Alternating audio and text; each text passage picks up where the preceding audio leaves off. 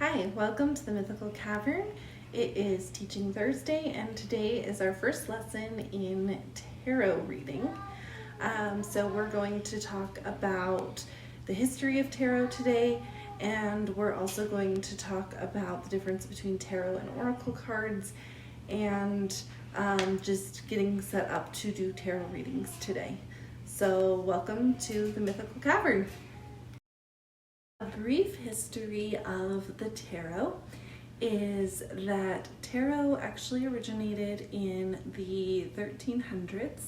It may have even been before the 1300s, but the first documented tarot cards, as we kind of know them today, was documented in the 1300s in Italy, and it was a game, a card game similar to bridge that was called tarocchi in Italy. And then when it was brought over to France, the French shortened the name of the card game to tarot. And it wasn't really until about the 1800s that it was used in divination. However, there is some people who think that the Knights of Templar started the divination process in the 1400s. But it was really the late 1800s, early 1900s that the divination aspect of tarot came to the Western world and was popularized by Arthur Waite. And so the most popular deck is called the Rider-Waite deck. And this is the original Rider-Waite deck here. And what is a Rider-Waite deck means that Rider was the publisher of the tarot decks, and Arthur Waite is the one who put together the meanings of each of the 78 cards in the tarot deck and what they would mean in connecting with spirit. And he got along with artist Pamela Colman Smith to do the artwork as he imagined it for his deck. And so sometimes it might be considered a Rider-Waite Smith deck, and that just is in reference to the original deck with the original artwork. So again, that's this deck here. You have the Magician on the cover and the Fool on the back. And so that is the original Arthur Waite, Rider-Waite Colman Smith deck. Okay, so on the table here, I have my 4 Rider-Waite based decks. So right here are my original Rider-Waite decks, and again, I have the Fool and the Magician. We're going to talk about why I pulled the Fool and Magician out of all of these decks. Over here, this deck is actually the Year of the Tarot deck. This one is the Witch's Tarot deck, and then this one is my Familiars deck. And so all of them are Rider-Waite decks, and what that means is that they are all 78 card decks.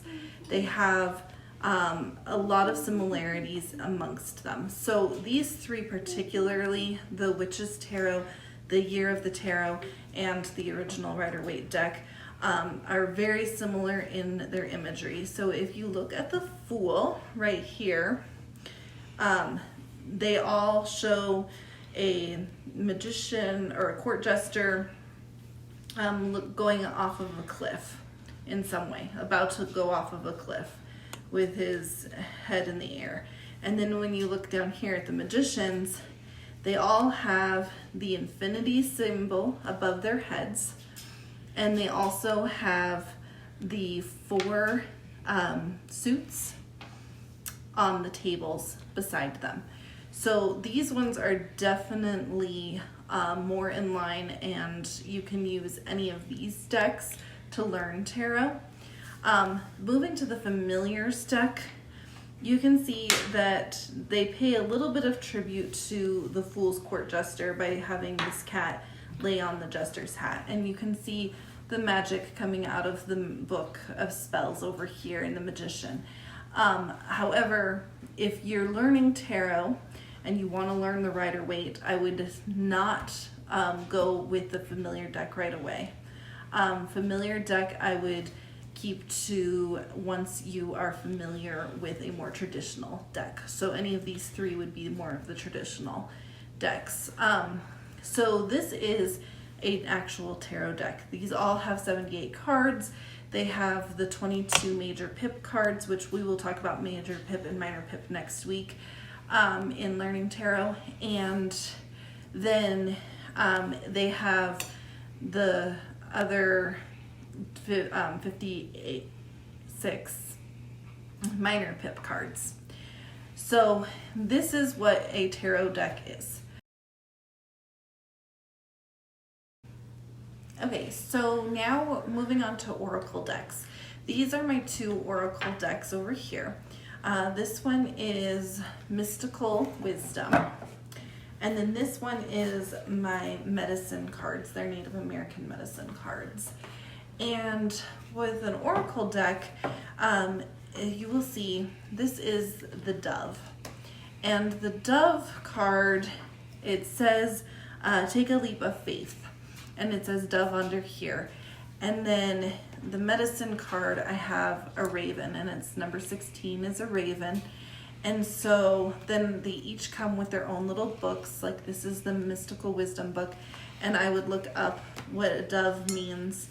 And then this would tell me what this card means. Or you can look at the imagery inside the card and try to figure out what it means from the imagery. And then same with the medicine cards book. I have medicine cards book. I would look up number 16 raven, read what it means, and again, just try to pull what it would symbolize within the reading. Now with oracle cards, they are not 78 card decks necessarily.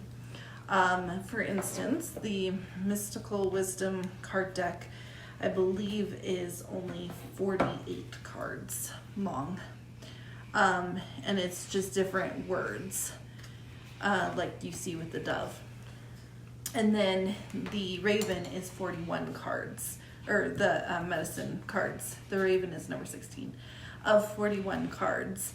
And so they don't have to have the 78 cards like a traditional tarot deck.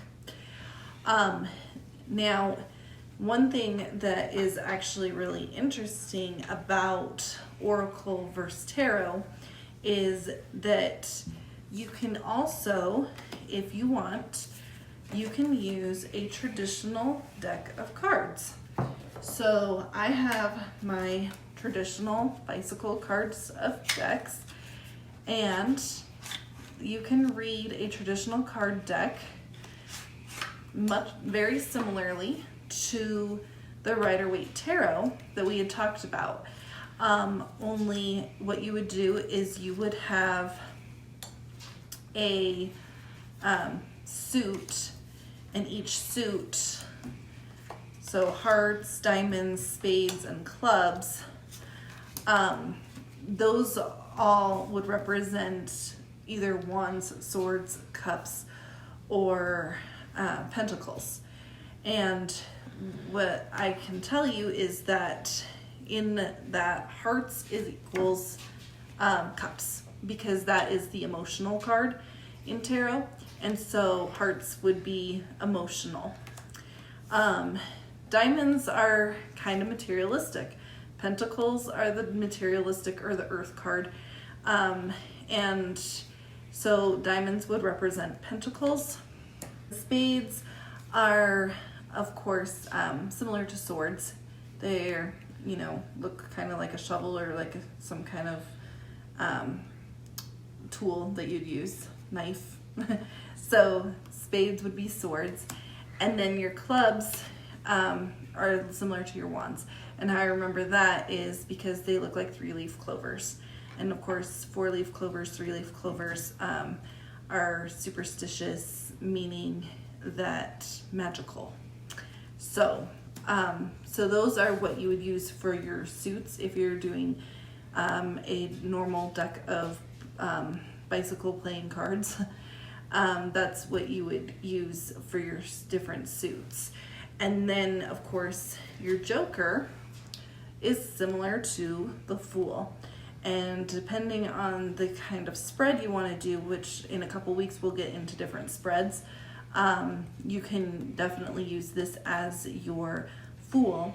And then because a normal playing card is 52 cards, and so it would be the minor pips. There would obviously be no major pips except for the Joker, which would represent the Fool. So it would be all of the minor pips except for the Jack in all the suits would be a combination of the Page or the Knight, and you can decide before you sit down to do it whether you want to make it similar to the Page or you want to make it similar to the Knight. So I normally do the Page because the Jack to me looks more like a Page than it does a Knight, but you can decide for yourself whether you want to do it the other way. So anyway, I just wanted to show you the different cards and what those all look like and mean. Okay, so in front of me now I have the traditional Rider-Waite-Smith deck, and this is to set up a basic reading. So the most basic reading is going to be a 3-card past, present, future drawing. And then there's also the 4-card, which is past, present, future, and final outcome. So there's a lot of different spreads you can use. But the most traditional, long spread is a 10-card Celtic cross. And so that's the one I'm going to show you today. And then first you're going to want to shuffle your deck. And you can shuffle any way you want to. I know a lot of people don't want to shuffle them like they would shuffle a normal deck of cards. To me, it doesn't really matter. So I shuffle mine like normal. I just don't do fancy things like the bridge or anything like that when I'm shuffling my tarot decks. And so you would just shuffle them how many times you feel you want to. If I'm doing a reading for somebody else, I ask them how many times they want me to shuffle. And if we are in person, they can also cut the deck if they want to for me to shuffle. And so that gets their energy on the cards as well. You can also bless your cards, and I would suggest blessing your cards before each reading, just clearing the space, especially if you're doing reading after reading with multiple people. So then what you do is you can just say a little prayer, you can meditate, you can clean with sage, you can clean with incense, you can do whatever you feel cleans your cards. And the energy around you and the cards. So then once you've shuffled, and I wouldn't shuffle more than 10 times, then you can either take the cards from the top and lay them out in order, and that's what I do unless I'm in person. If I'm in person, then I may spread them out like a fan and have each card be drawn by the person. But for videos and if I'm online doing a reading, then I just go based off the top. So then you start with your first card, and your first card represents the person you're doing the reading for. So whether it's me or someone else that I'm reading, this first card is laid right here in front of me, and this represents me. The second card is the cross, and this is kind of like the basis of the situation card, and then, or what's crossing you, what's, the basis. Then the third card is down here. The fourth card is up here. The fifth card is right here. Sixth card is here. Seventh, eighth, 9th, and 10th. And so this is a basic Celtic cross. And that's what it looks like. And then, like I said, the first card represents me as a person in this scenario, which would be the 8 of Wands. And then I am crossed with the 7 of Swords, And then my third card here is the Three of Swords, and then I have in Two of Pentacles, and this is inverted, which means that it's upside down. You can choose to do inverted, or you can choose to do the Eight of Wands is inverted too, actually, now that I see that. So you can decide whether you want to do inverted, which means it's the opposite meaning of the card, or not. I've seen them done both ways, and it really doesn't matter either way. And then I have Judgment, Eight of Cups, the Magician, the Three of Cups inverted again, Seven of Wands, and Temperance.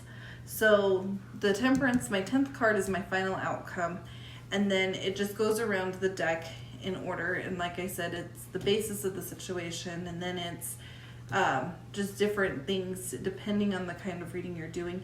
There's different readings, and so I could do a planets reading, basic astrology reading kind of thing, and that would be the 10 planets. So it would be my sun sign, and then it would be crossed by my moon sign, and then it would work around the planets and what those mean. So we're not going to get into spreads too much today. We're going to do that in a couple weeks and a couple lessons when we get into spreads, and that's more when I'm going to show you like what the different readings mean, and that even though you have the same layout, it could mean very different things depending on the type of reading you're doing. So I just wanted to show you that real quick. And then I want to welcome you to come back on Monday for Magical Monday. And Magical Monday, this next Monday, we are going to be talking about light and the hope of colors and candles and their symbols. And then I would like to invite you next Thursday to come to our second lesson of tarot, and that's where we're going to learn about the minor and major pips. And then every Monday and Thursday from there on out, we will be doing a video. So please come, like, share, subscribe, and love and light. Have a blessed weekend.